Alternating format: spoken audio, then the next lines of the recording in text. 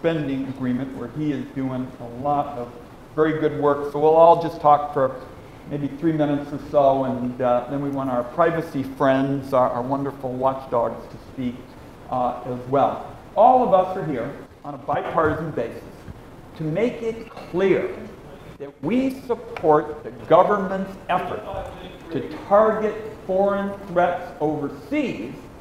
We simply don't want to see Americans be part of an end run on the Constitution here at home.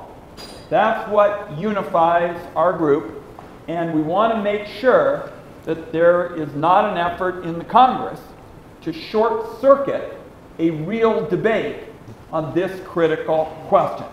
The fact is, the Senate has gone a whole year without a minute of debate, not a single minute on the floor or in an open markup. So you ask, what is the government hiding? Why is it talking about vast unchecked surveillance without some discussion about what it means for the public? And I'll close by saying that the administration is actually going backward on transparency.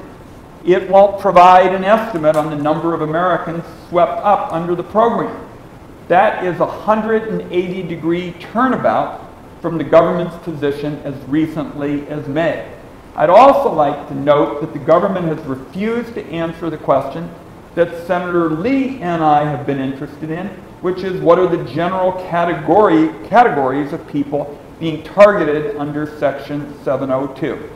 So when the government won't answer the most basic questions, the Congress is forced to legislate in the dark. And to see how far-fetched this has become, it has not even been possible to get a straight answer on whether a law called the Foreign Intelligence Surveillance Act can be used to collect communications that the government knows are entirely domestic. So that's just a little bit of an example of how extreme the government's positions are. Senator Paul will go next. Chairman Leahy, we'll just all zip through a few minutes and take questions. Intelligence community here in our country needs more oversight, not less. I think permanent reauthorization of the FISA Act, the Foreign Intelligence Surveillance Act, would be less oversight and would be a huge mistake. So I absolutely oppose permanent reauthorization. Any reauthorization needs to be short, and we need more oversight, not less. Our intelligence community has the capability to listen to every phone call in the world, including Americans. We have the ability to see every email and read every bit of metadata concerning phone calls and emails. Our intelligence community also has the capability of looking at every internet search. There needs to be more oversight, not less.